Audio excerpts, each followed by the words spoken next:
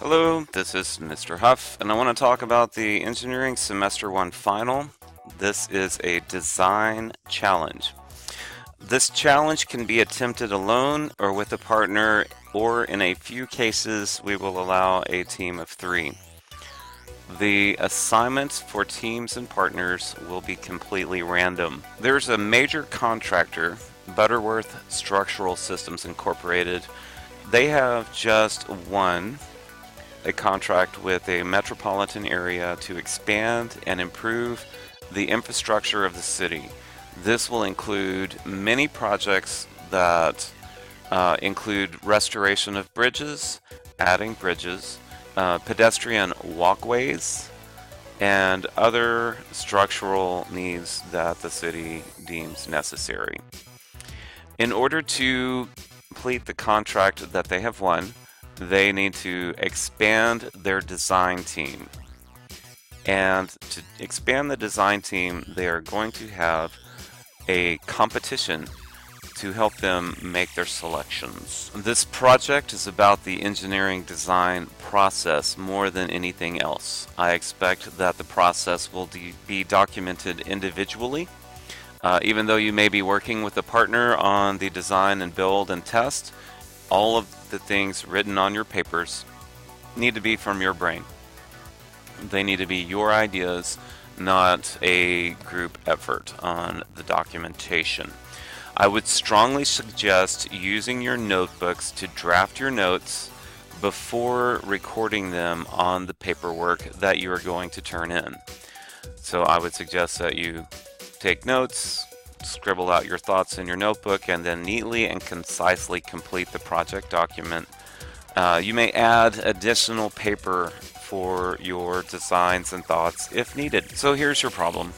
You have to design and build a structure that crosses a 33 centimeter gap, and it will be tested in 3 ways. Another element of this challenge is that you must complete the design, building, testing, and documentation all in the allotted time for this project. As far as constraints, or further constraints, the only materials you will be allowed to use are spaghetti, masking tape, and for evaluation and testing, we will use a loop of string that can be wrapped around or passed through your structure any way that you see fit in order to successfully pass the tests. Some construction limitations.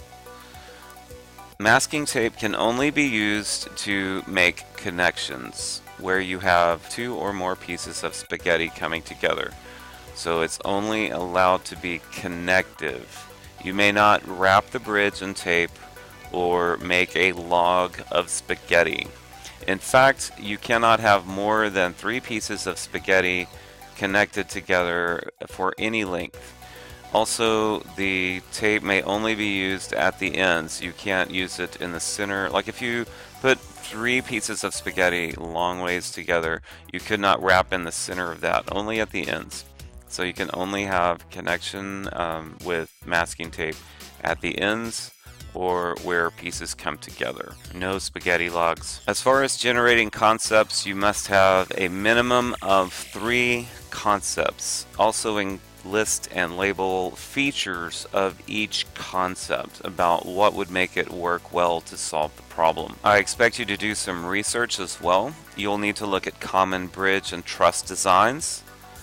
I would also expect you to define the term tensile strength and think about how tensile strength can help you design your bridge or structure. One of the other major problems you're going to have to solve is how are you going to use masking tape to form a strong connection between pieces of spaghetti. Obviously, just putting one little piece of tape on either side of 2 pieces of spaghetti is not going to get the job done when you start putting it under a load. For developing a solution, after you've considered your designs, your generated concepts, and talk those over with your partner, if you have one, You're going to produce a dimensioned, roughly scaled sketch of what you plan to build. So it should have overall length, width, and height measurements. I expect a front view and a side view at a minimum of your structure. Label and list key design features. Also, if you could include a few notes about how it uses tensile strength to produce a successful structure, that would be helpful. During construction and test of the prototype, list the challenges that you encountered and the changes that you made to your initial design. How did you verify that you were constructing it properly? And also record the mass of the bridge in grams. Then we'll move on into testing. So there are 3 levels of testing that we're going to do. And I have these listed under evaluate the solution, but if it makes more sense to put it in if you have space in construct and test, then do that there. Okay. Make sure you have the mass of the bridge before you begin. You're going to place the bridge over the gap, and then you're going to put the loop over, around, or through your structure however you see fit.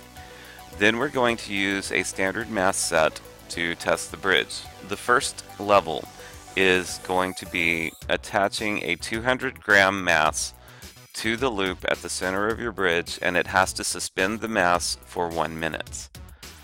After 1 minute has passed, you will attach a second weight. This weight is 500 grams, and it has to remain suspended for an additional minute. And then after the second minute has passed, then you will attach a third weight, which is a kilogram, where the structure has to hold all of the weight for a minute at least. If it passes all 3 levels, then you have a very successful structure. So you will record your results, your tests and your results, and any observations about when things started to fail, or if the bridge changes shape or anything like that. Record some observations during the test. For evaluating the solution, you need to write a statement explaining how your bridge performed in the 3 levels of testing. You need to list improvements, let's explain those improvements. If your bridge failed at any of the 3 levels of testing, you need to identify improvements to help resolve the design errors.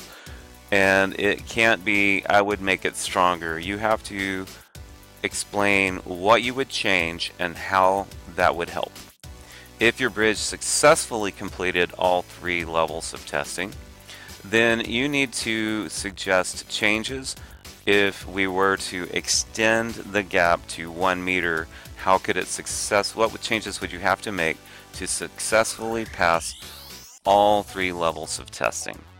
For the solution presentation, you are going to make a case to Butterworth Structural Systems Incorporated as to why they need to choose you to be on their design team. Support your claims with experiences from this challenge. So you are petitioning them for a position on their team. Once you're done with all of that, proofread your work, make sure it's tidy and the grammar is correct, that the writing is eloquent and concise, and then submit it. This will be due by the end of the testing period. Good luck.